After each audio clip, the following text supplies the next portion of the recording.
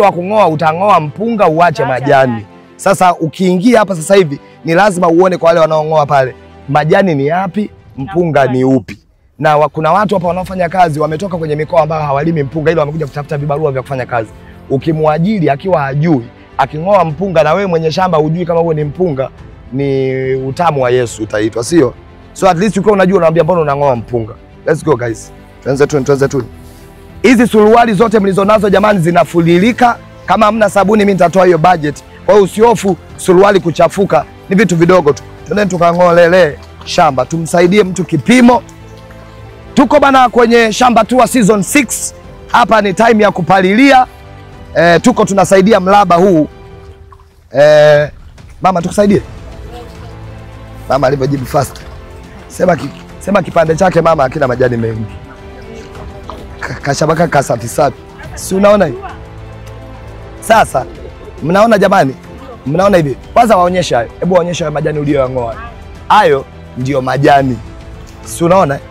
Kwa hiyo ni vizuri unavyong'oa ujue hili jani ni jani na hili jani la hivi ni mpunga. Sasa sio tena ufike hapa jamani. Huu ni mpunga sasa. Si ndio? Very good. Kwa hiyo unaona hapa palivyo hapa, unaona kama pasafi lakini chini kuna majani.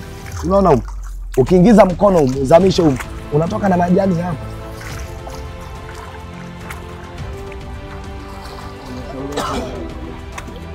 Na wakati wa palizi ni lazima upunguze maji ili basi hayo majani yaliyoko chini yametambaa huko tu yaone. Sio ujaze maji debe. Kwa hiyo kuna kijani chini ya ukioni. Na uzuri wa hili shamba ni safi. Halina majani. Halina majani. Yaani kuna yeah. Yes. Kwa hiyo kuna shamba lingine unaenda lina jani la kutosha kiasi ambacho hutembei. Na haya majani ukiyang'oa yanabebwa yanapelekwa nje kwa sababu yana mizizi, yataota. Hayatakiwi kubaki. Kwa hiyo kuna watu umewaajiri kung'olelea ni wajanja wanachofanya kwa sababu kuna maji anakusanya kama hivi, anaona kuyabeba nje inshu analeta hapa na sigida. Kwa hiyo kesho kutwa tena wasiga kitu. Mwela. Unaajiri tena, inabidi uajiri tena kuja kung'olelea tena la pili, si ndio? Kwa lazima mkulima uwe mjanja.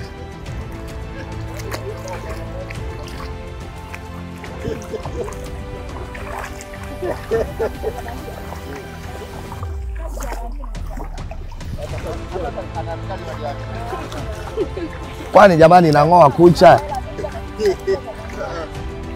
Hashim kapeleka mtu. Hashim namjua.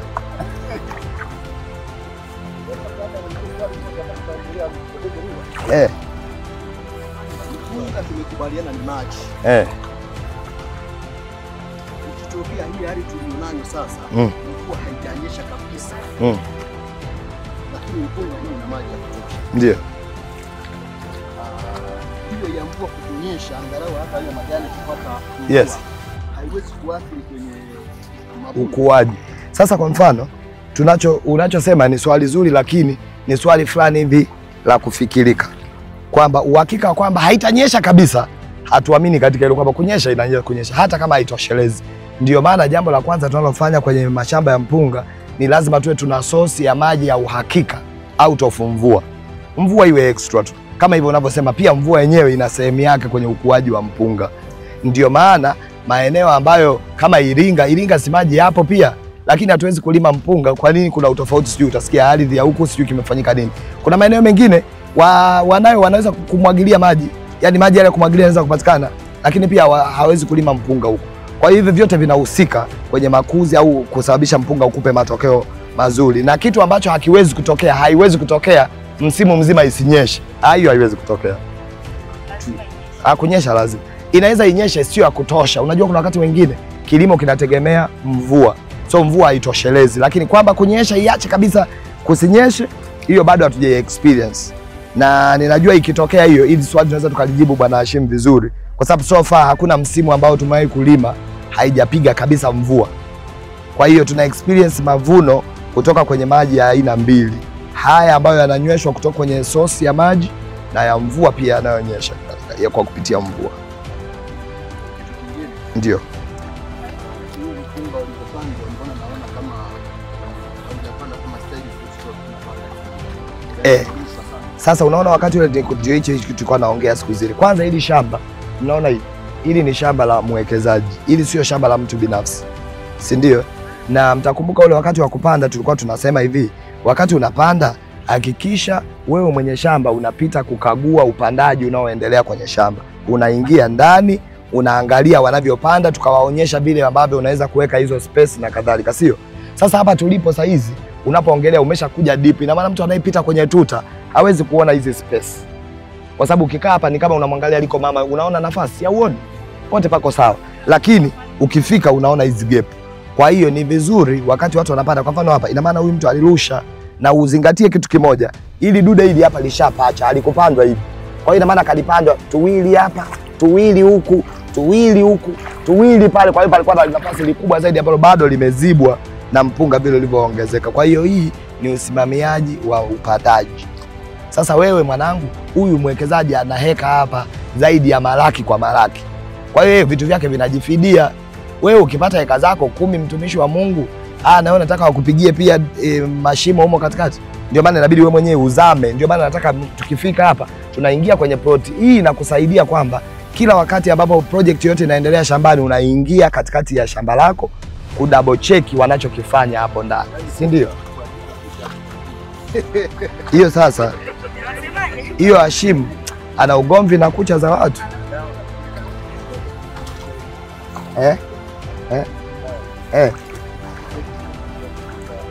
Sasa dawa ziko za aina nyingi. Kuna dawa kwa ajili ya majani, kuna dawa kwa ajili ya kuua wadudu ambazo zinapigwa kwa nyakati tofauti tofauti. Na kwa sababu mpunga si unauona hivi. Kwa hiyo hapa wakija tu wadudu, wakianza kutua wadudu, mnaona yani hivi mnapoendelea ku preview, mnaona kabisa kuna kwenye vijani hivi kuna vidudu vinatua. Inagongwa dawa as much as you can. Bila kusema nimeshapiga mara moja, kama viko vinapigwa tena. Si ndio? Kwa hiyo hapa mmeshapata idea ya hii, si ndio jamani? Hivi bali tunaweza kupata sehemu anapiga mbolea sasa hivi. Sawa. So tutanyosha na hii barabara, nataka muone hiyo project ilivyo. Sasa mnaona haya mashamba yalivyo. Ili dude limoja hili ndio tunaita plot. Kwa hiyo huku ni tofauti na maeneo mengi yanavyolima mpunga. Sisi huku mashamba yetu yanahesabiwa kwa plot. Ina maana kuanzia tuliko paki gari, si ndio? Mpaka pale mwisho wa barabara. Kwa mipaka hiyo unayoiona inaitwa plot moja. Na hii plot moja inakuwa ina heka 15. Kwa hiyo ukienda kuomba shamba unataka kulima, hapa hawatoi shamba kwa heka. Sio naomba heka 1.5. Naomba plot 2, naomba plot 3, naomba plot 4. Then ukisikia nimepewa plot moja, umepewa heka 15. Kwa hiyo unapoenda kuomba shamba kwenye eneo kama hili, uwe unajua kabisa plot moja ina heka 15. So ujiulize mara mbili, unao msuli wa kutoboa kwenye heka 15 ukishapewa? Kama hauna, ndio unamtafuta mtu ambaye unajua kabisa wewe unataka kulima ngapi? 5. Mimi 5 na huyu 5. Sasa sisi tuombeni plot moja ili humo ndani tutakuwa na 5 ili tuweze kumanage hiyo shamba, kwa sababu wakikugea hii 15 peke yako na ulikuwa hujajipanga, unajisikia kichefuchefu ili uje umalize hii koma. Si unaona hawa raia waliopo hapa? Maana yake hawa inabidi wewe uwe unawalipa kila unayemuona hapa analipwa. Na hiyo palizi unaweza kaipiga hata mara 4. It depends na majani yalivyotokea shambani. Na kila siku tutakuwa tunajipa nafasi jioni ya kukaa baada ya kupiga hatua hii. Jioni tutakuwa tunakaa kwa ajili ya maswali ya details, si ndio? Kwa mfano unataka kujua kukodi hili shamba shingapi. So hizo details zote tutakuwa tunazifanya jioni. Mostly kwenye hizi tour tunazozifanya tunauliza maswali tu ambayo tunakutana nayo site, lakini yale maswali kama unataka kujua hii sijui hapa wanatoaga eka ngapi, mbegu yake ya kutosha hapa ni gunia ngapi na kadhalika, those details tutakuwa tunaziongea jioni ili tuweze kutumia muda wetu vizuri, si ndio? Well, kuna mtu ana swali so far kuhusiana na mambo ya dawa na palizi na hapa ambapo tumepaona labda maji nini kabla tuanze kutafuta kitu kingine cha kuangalia?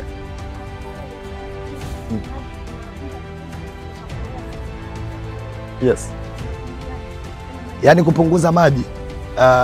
So wakati tukienda na gari tutaenda kusimama kwenye maeneo ambayo ni ya kuingizia maji na nitaonyesha eneo la kutolea maji. So mwisho wa shamba pale. Kwanza unaona haya mashamba yalivyo. Kule pembeni kule kunakuwa na kanjia kanako ruhusu maji yatiririke yanaenda kugoti pale mwisho. Kwa hiyo pale mwisho panakuwa na pamesha designiwa kabisa, pana kimlango. Yaani unaona haya maji si yanatufika huko saizi. Tukiwa hatuyataki haya maji, tukifungua pale hii route tunaoenda labda pale na kurudi hapa, hii ngoma haina maji. Si ndio? Na pia tukitaka maji haya yajae, pale mwanzo pana mlango wa kuingizia maji. Yaani tukiinua pale haya maji ya kama swimming pool yako hapa ya kutosha. Kwa hiyo kuna hatua unavyozifanya, ni lazima haya maji yawe chini. Kwa hiyo unayatoa, unayapunguza, yanashuka chini, mnamwaga mbolea yenu. Kama ni palizi, mnafanya palizi, mmeshajiridhisha mmemalizana nayo, unafunga ule mlango wa kutoa, unafungua mlango wa kuingiza, maji yanakaa level ambayo unaitaka. Na kwa sababu hiyo haya maji kuwa level hii, manake wameyabalance kuwa hapa. Manake kuna mtu anayeshughulikia kusimamia hili shamba, ameshaona yamefika yanapotosha, then yanazibwa pale. Na lazima uwe na kijana anayekomaa shambani, kwa sababu wewe unakaa mjini, ni lazima kuwe na mtu anayekaa huku, kwa sababu huku ni biashara ya kuwepo mtu kila siku. Shambani kwako lazima kuwe na mtu. Kwa hiyo kila shamba hapo unaona lina mtu anayesimamia. Kila shamba. Tukisogea kule mbele mtaanza kuona vibanda. Kila sehemu kuna kakibanda hivi. Kule nyuma tulipita kakibanda kingine. Kale ni kanyumba ka kijana anayekaa huko shambani. Kwa hiyo kuna vibanda, watu wanaokaa huko shambani wanakaa kwenye hivyo vibanda kwa ajili ya ku make sure kila kitu kiko sawa, si ndio? Very good. Ni unako watu mtumisha huko na kaswali. Naam. Kwanza mvua imenyesha kubwa yani. Na wakati huo kuna mvua tayari na mvua imenyesha. Yaani maji kama hivi hapa. Yale maji na yenyewe yanatolewa yale ya mvua. Kwanza maji ya mvua yale ya kutokea juu hivi hayawezi kuleta hata idadi ya maji. Unaona yaliyopo hapa. Kwa mfano hili shamba lingekuwa halina maji, ili mvua inyeshe yafike hapa ni ile ya Nuhu. Ndio yanafikisha hapa. Unaona kwenye nyimbo ile ya Nuhu anasema mvua ilianza kunyesha bila kukatika kutoka Kisiginoni. Hiyo ni ngoma bila kukatika. Sasa hii inanyesha kwa kukatika, hayafiki hivi. Kwa hiyo mvua ni maji madogo mno ya kuyavuna ndani ya shamba. Yale maji yanasaidia kwenye sources za maji. Unaona kama hayo mfereji yale. Sasa haya maji yote yanayonyeshwaga ya mvua si yanaenda huko kuna vibonde sio yanachilizika, yote yataingia kwenye ule mfereji mkubwa ambao the end of day utaleta maji hapa kama tunayataka. Lakini shida ni nini? Maji yakizidi kuyatoa ni sekunde tu. Kwa hiyo wala hiyo sio changamoto. Kwa hiyo shambani changamoto ni ya kuhakikisha shamba lako lina mfereji wa kuingiza maji na wa kutoa maji, kwa sababu yakiwemo pia hayatoki ni tatizo. Kwa hiyo ni lazima yawe yanaingia ndani na yawe yana uwezo wa kutoka ndani. Ndio kanuni. So akikupa shamba, unataka kukodi shamba, unamuuliza hapa maji nikitaka kutoa na yatolea wapi? Akuonyesha. Nikitaka kuingiza anaingilia wapi? Akuonyesha. Hamna hiyo mifereji, utalia siku moja. Lakini sio lazima kulia, unaweza ukatabasamu tu. Unajua kuna wakati mwingine mtu analia ila anacheka. Ila analia. Na Hashim ni master kabisa. Hashim yuko wapi? Huyu master kabisa.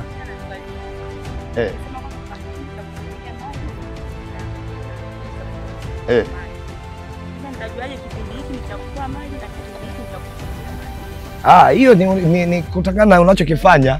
Si unaona niko kama hapa. Unaona sasa nataka kupalilia haya maji ni mengi, nipunguze maji. Sasa nataka kumwaga mbolea haya maji ni mengi, nipunguze. Haya maji yameshuka sana jamani, nimemaliza kupanda nataka niongeze. Unayaongeza. Kwa hiyo it depends na muonekano wa shamba lako. Lakini pia kuna kitu uzingatie. Unaona hilo shamba linaweza kuwa la mtu mwingine, ili la mtu mwingine, lile la mtu mwingine.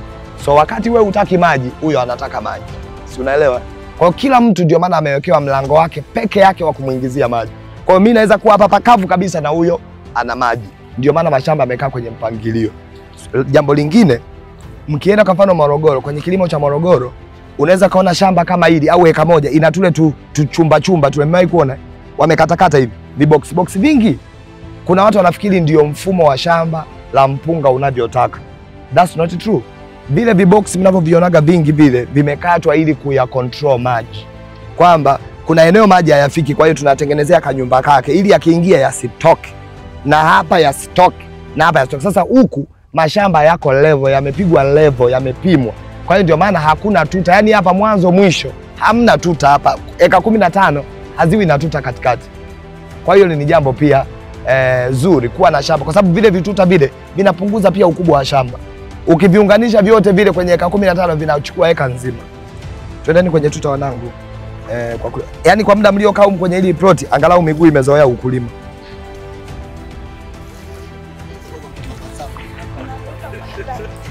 Bwana Hashim ni bingwa wa kutabasamu. Ashatabasamu mara kibao.